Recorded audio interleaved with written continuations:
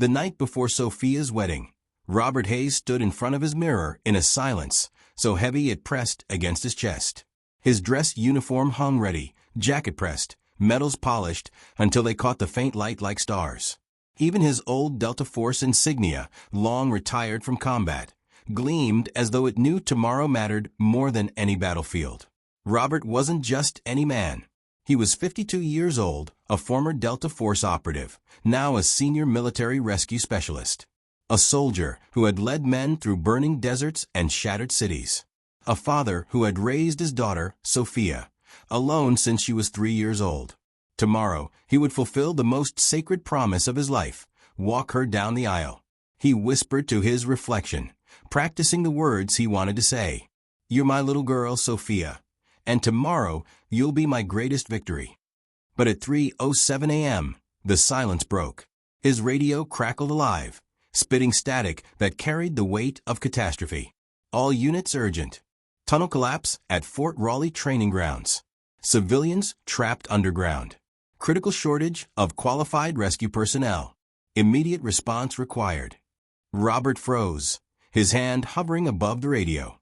He turned slowly, eyes landing on the wedding invitation propped on his dresser. Sophia's name, written in flowing silver ink, smiled back at him. His hands trembled. A man who had once defused bombs under enemy fire, now paralyzed by a choice no soldier should ever have to make. He lifted the invitation to his lips, pressing a kiss against it. His voice cracked. "Forgive me, sweetheart. Being a good father isn't enough today. Soldiers don't get to choose when duty calls."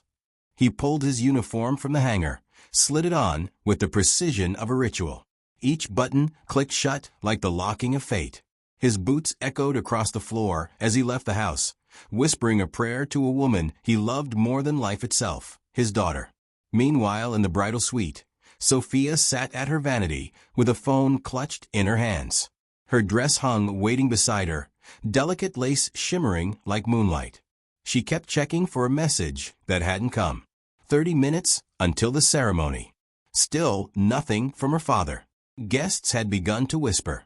Their words carried like daggers through the thin chapel walls. Typical soldier father, always absent. He missed her birthdays, her graduation, and now this.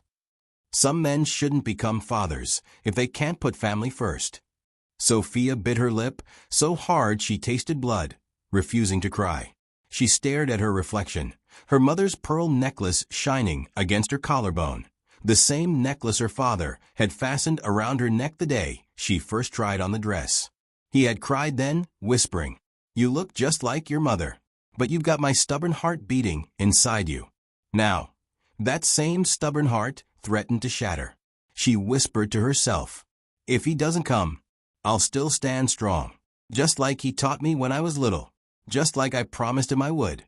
The chapel smelled of white roses, every petal carefully chosen to honor her late mother, Robert's wife, gone in a car accident 25 years ago. The same flowers that had once filled her parents' wedding now filled her own.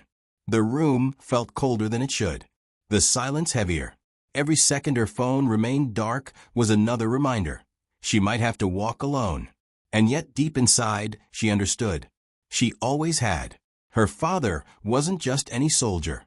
He was the soldier, the one they called when every other plan had failed. The man who had carried bleeding comrades through fire, who had pulled strangers from rubble when others gave up hope. She had grown up watching him leave again and again, school plays, Christmas mornings, birthdays. Each time, he knelt before her with steady eyes and whispered, "Someone desperately needs me right now. But you're carved into my heart forever."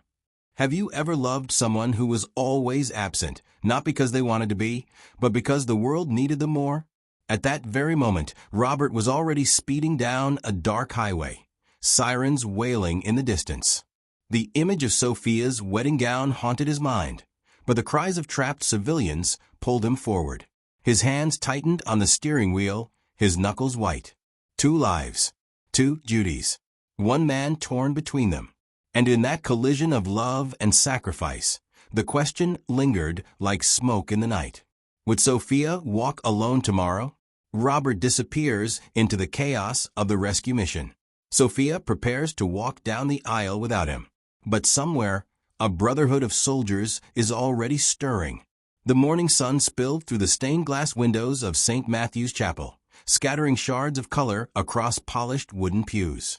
Guests adjusted their ties, whispered in hushed tones, and stole glances toward the closed doors of the bridal suite. The ceremony was minutes away, but there was still no sign of Robert Hayes. Sophia sat in her gown, her veil resting lightly over her shoulders, her trembling hands folded in her lap. Every few minutes, she glanced down at her phone. Nothing. No call. No text. Just silence. And silence, in moments like this, is louder than any siren. From beyond the door, the voices of guests seeped in. Words meant to be private, but sharp enough to cut through the fragile walls of her heart. Typical military father. Duty before family. I heard he missed her high school graduation too. Some men should never have children if they can't even show up. Each word was a blade, stabbing deeper. Sophia closed her eyes and inhaled slowly, tasting the faint sweetness of roses in the air. White roses, her mother's favorite. The same flowers her parents had chosen for their wedding 25 years ago.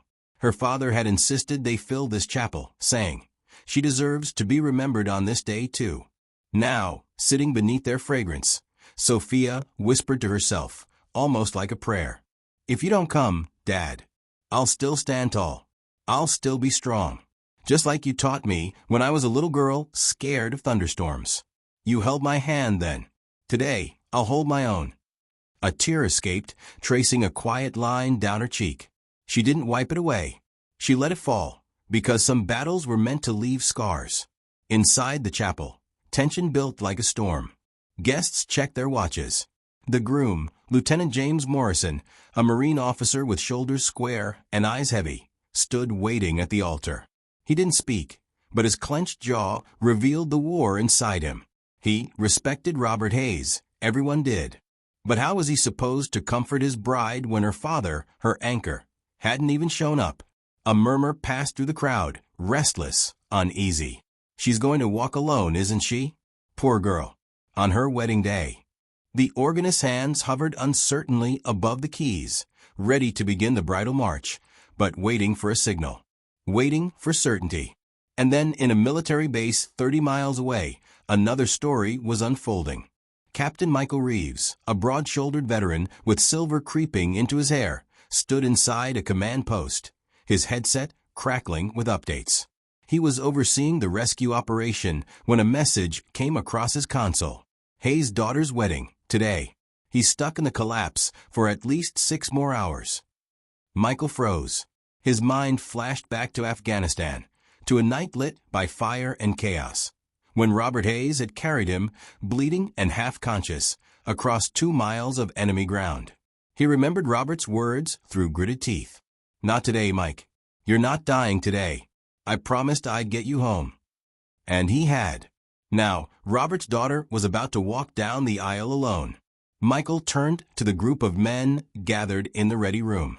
Familiar faces. Scarred faces. The Brotherhood. Soldiers who had fought alongside Robert through deserts, jungles, and collapsed cities. Men who had survived only because Robert Hayes had refused to leave them behind. He didn't hesitate.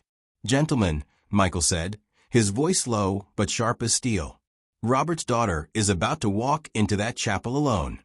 He's saving lives right now. 12 civilians buried alive in a tunnel.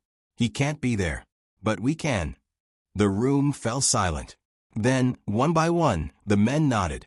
Without hesitation, without question, they gathered in the chapel parking lot 20 minutes later. 12 of them. Not just any soldiers, Robert soldiers. The ones he had carried, protected, and bled for. Each man wore his dress whites, medals shining against his chest. Each carried a single white rose, chosen to match the flowers Robert had filled the chapel with for Sophia's day. Sergeant Rodriguez, who Robert had dragged through hostile terrain with shattered legs. Corporal Jenkins, who Robert had pulled from a burning vehicle in Syria. Lieutenant Hayes, who Robert had given his own parachute to when both of Hayes's failed over Somalia. Master Sergeant Collins, who Robert had performed makeshift surgery on with only a combat knife, saving his life during a 72-hour siege.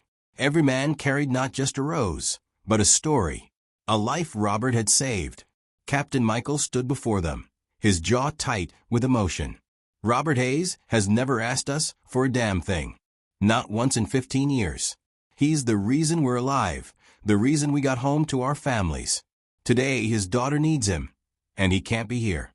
So we'll be his hands, his presence, his pride. We'll walk her to that altar. The men straightened, forming into 2 perfect columns. 12 warriors, ready for a mission that demanded more courage than any firefight they'd faced before. Back inside, Sophia stood at the chapel doors. Her breath quickened. Her palms sweated against the lace of her gown. The music was about to begin. The time had come.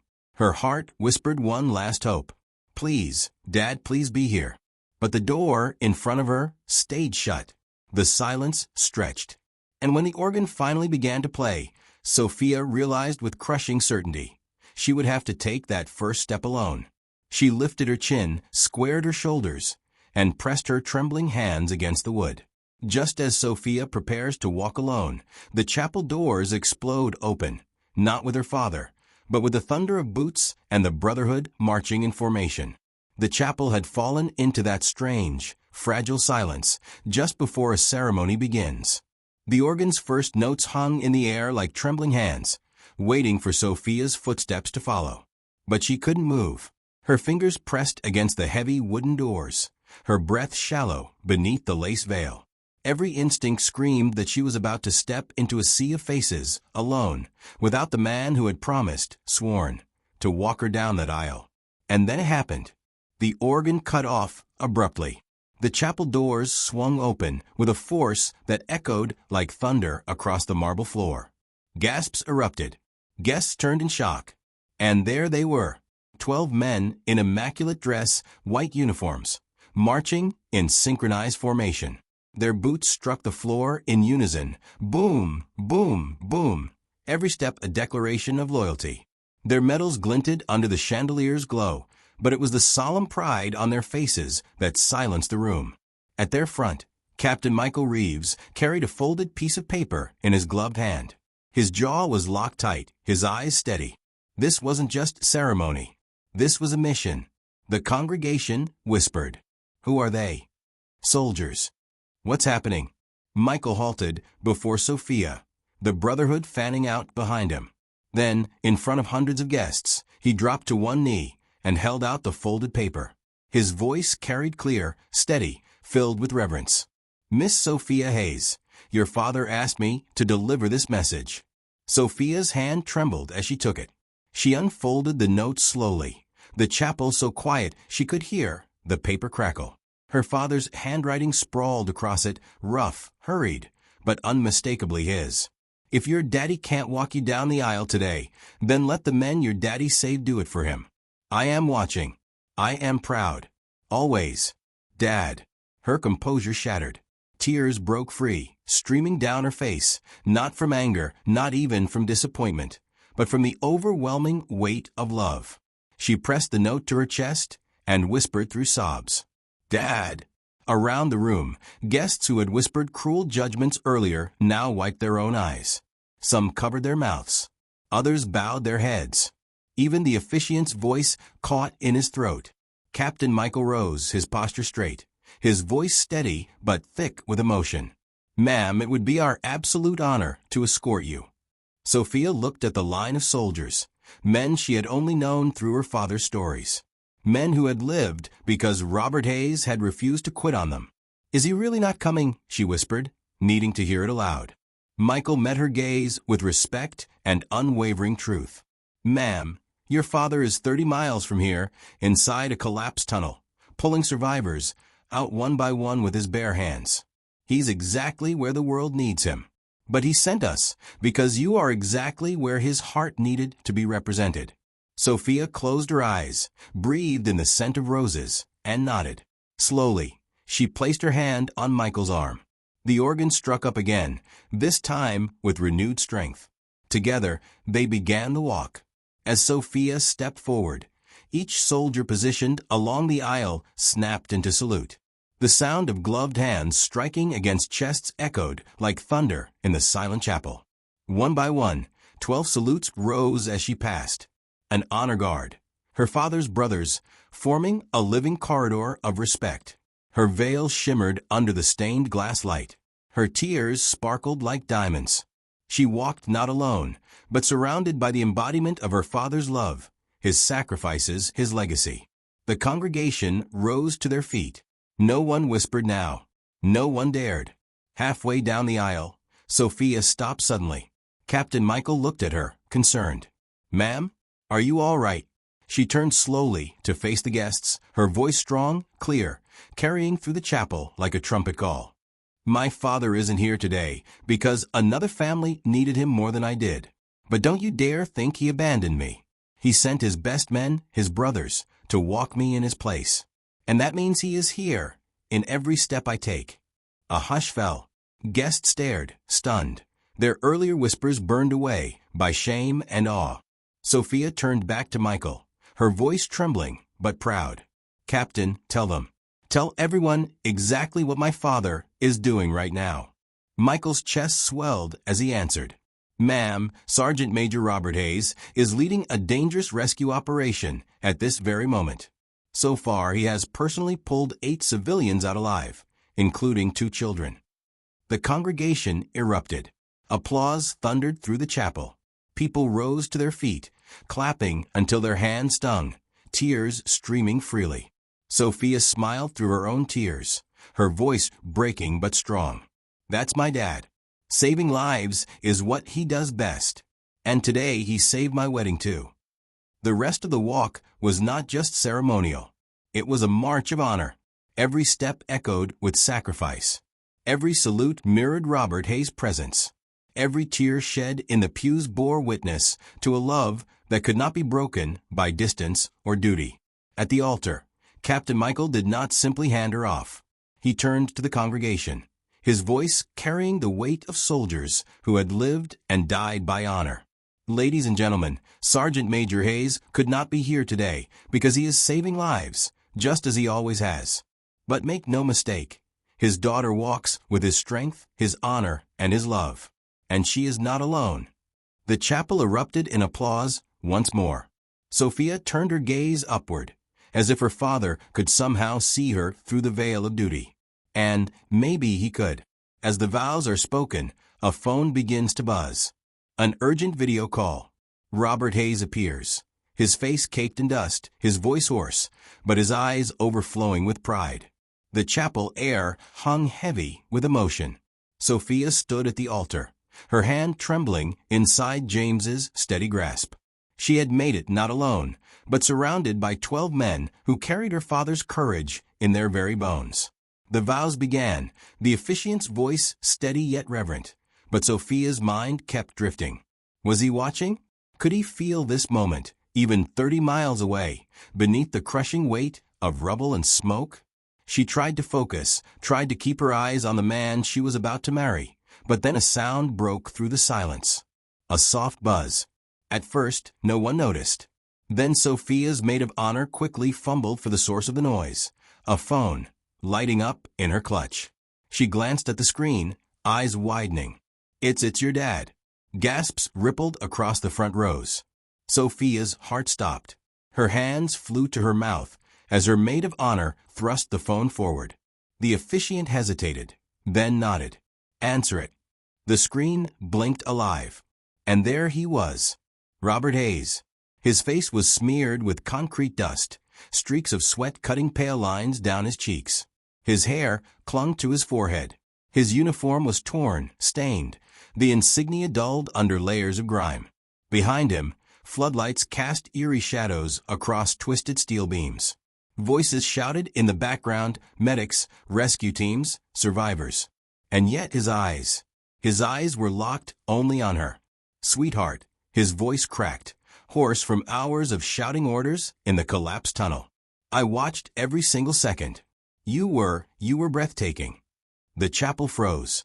Not a cough, not a whisper. Every guest leaned forward holding their breath, as though they too could reach through that tiny glowing screen. Sophia pressed the phone to her chest like it was a lifeline. Tears streamed freely down her cheeks. "Dad, you weren't here to walk me, but you were. You were in every salute, in every step.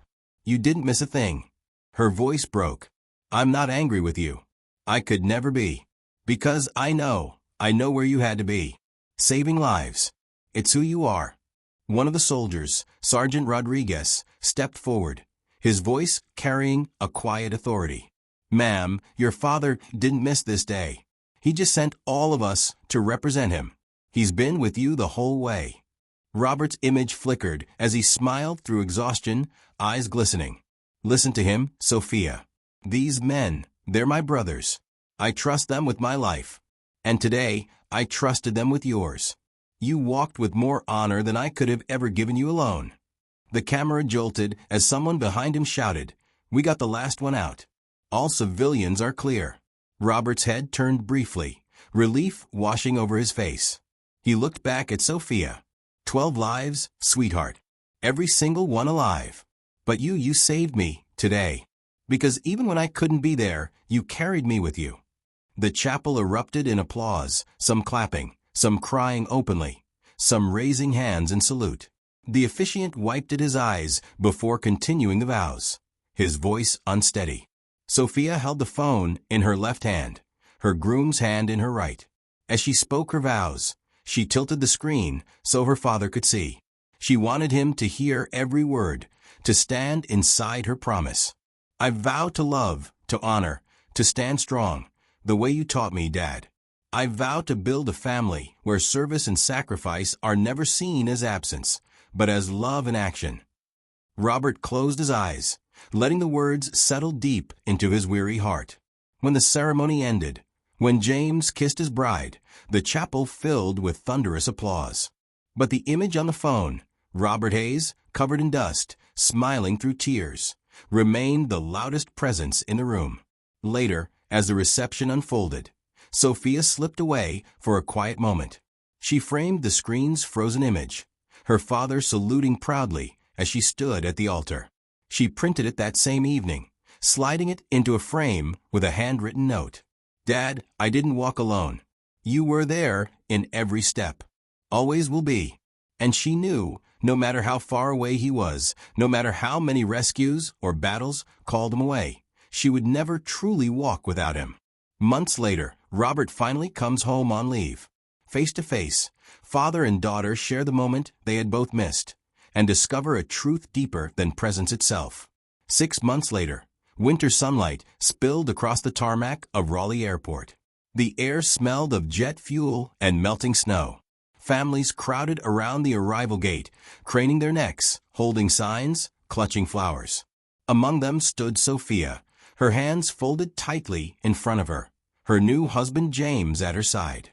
She wore the same pearl necklace her father had clasped around her neck on her wedding day, the same one her mother had worn years before.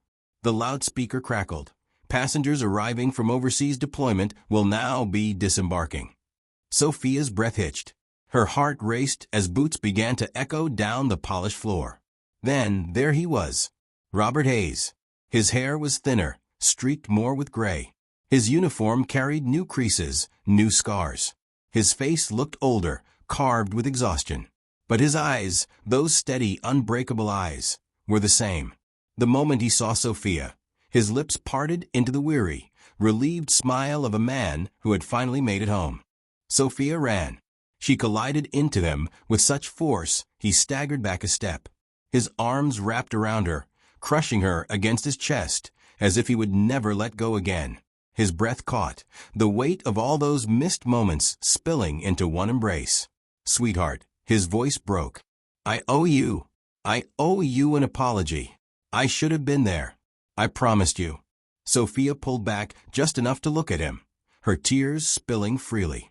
She shook her head firmly. "No, Dad. You gave me something better than a walk down the aisle. You showed me what real love looks like. It's not always being there. It's making sure someone you trust will be. You never left me alone. Not once." James stepped forward then, his posture sharp but his eyes soft. He extended his hand. "Sir, I'm honored to finally shake the hand of the man I've heard about my whole life. I understand duty. And what you did that day, sending your men to stand in your place, that's leadership. That's fatherhood." Robert clasped James's hand tightly, his eyes glistening. For the first time, he didn't see the Marine lieutenant as just a young man.